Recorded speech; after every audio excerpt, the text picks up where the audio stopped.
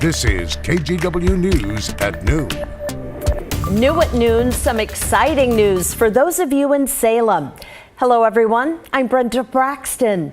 This fall, for the first time in almost 15 years, you will not have to drive to PDX or Eugene to catch a flight out of town. Within the last 2 hours, Avelo Airlines announced it's bringing passenger service back to Salem Municipal Airport. Service will start in October. Avelo is a low-cost carrier offering direct flights to Las Vegas and Burbank twice a week.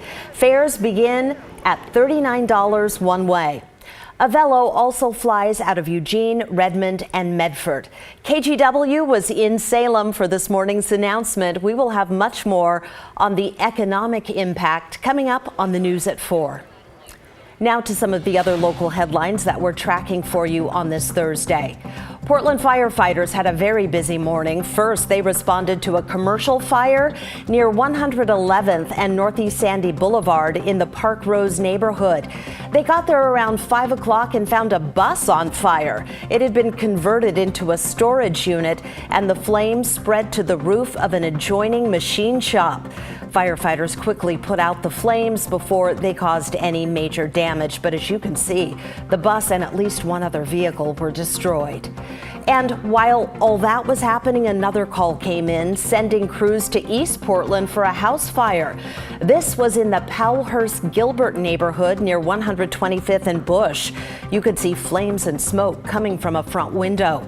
Crews put out the fire before it spread to the rest of the house, but there is some smoke damage. No one was hurt in either fire, and investigators don't know yet how they started. And the Clackamas County Sheriff's Office says it's investigating what appears to be a murder-suicide near Damascus.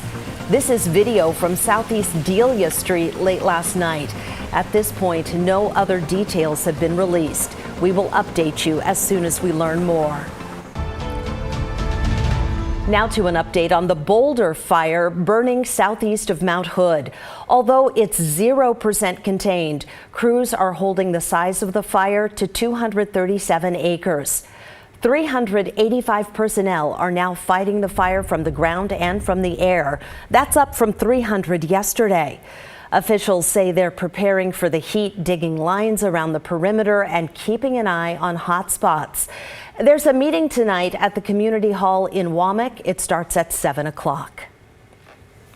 Early next year, at the very latest, the state of Oregon will hold a community meeting on its newest wildfire hazard map. This is kind of a redo because the first map had some unintended consequences. You may remember the state drew up that first map 2 years ago with the goal of getting people more prepared for wildfires. But after it came out, homeowners in high-risk areas said their insurance rates skyrocketed.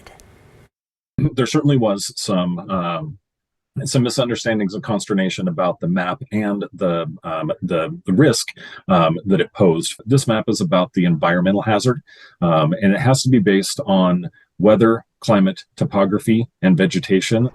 So the state pulled the original map and went to work on a new one. The biggest change, instead of 5 risk categories, there are 3, and they're called hazard levels. Lawmakers also passed a bill that prohibits insurance companies from using the map to determine rates.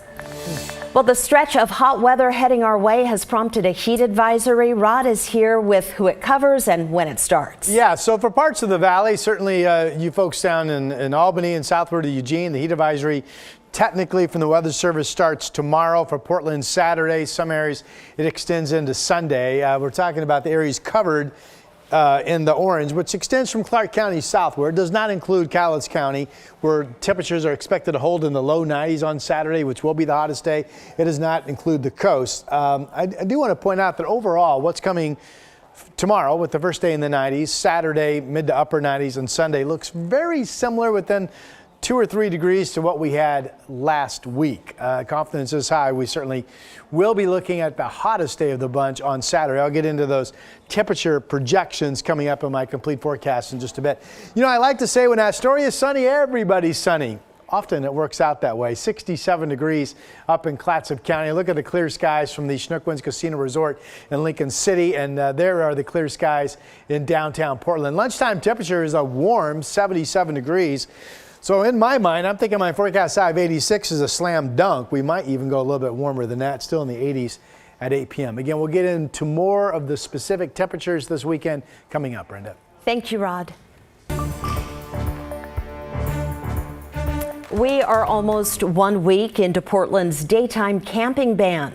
Right now, city leaders say they're educating the homeless on available resources before actually enforcing this ban. In the meantime, Blanchet House in Old Town has jumped in to help. Yesterday, the nonprofit handed out almost 100 donated suitcases. It wants to help the homeless become more mobile since the city now bans camping on public property from 8 a.m. until 8 p.m. Camping is also banned at all times in parks and on sidewalks. And people have to be at least 250 feet from schools, child care centers, and high crash corridors. Don't be pushing us away, try to help us. Give us a certain area that we could camp, not worried about being, our stuff get ripped away. The mayor's office says it'll give people a heads up before enforcement begins, but penalties do include fines or jail time. The city says full enforcement will be phased in, and that could take months.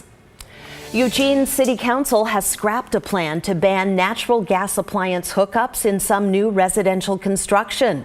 The council passed the measure back in February, but opponents with the backing of Northwest Natural gathered enough signatures to force a citywide vote on the ban. In April, a federal court ruled against a similar measure down in California, prompting Eugene to rethink its plan and ultimately repeal it. Developing now in national news, the FDA has approved the first ever over-the-counter birth control pill in the United States. It's called O-Pill, and it's taken every day. It should go on sale early next year without a prescription or age restrictions. The FDA first approved O-Pill back in 1973, but then it was prescription only. The manufacturer will announce the price coming up this fall. Hollywood studios are bracing for the first industry-wide shutdown in more than 60 years. 160,000 TV and movie actors are set to strike, joining more than 11,000 screenwriters who walked off the job in May. SAG-AFTRA, the actors union, says contract talks have collapsed and they could take a strike vote today. They're negotiating for higher pay on streaming services and against the increasing use of artificial intelligence. Last month, almost 98% of SAG-AFTRA members voted to authorize a strike.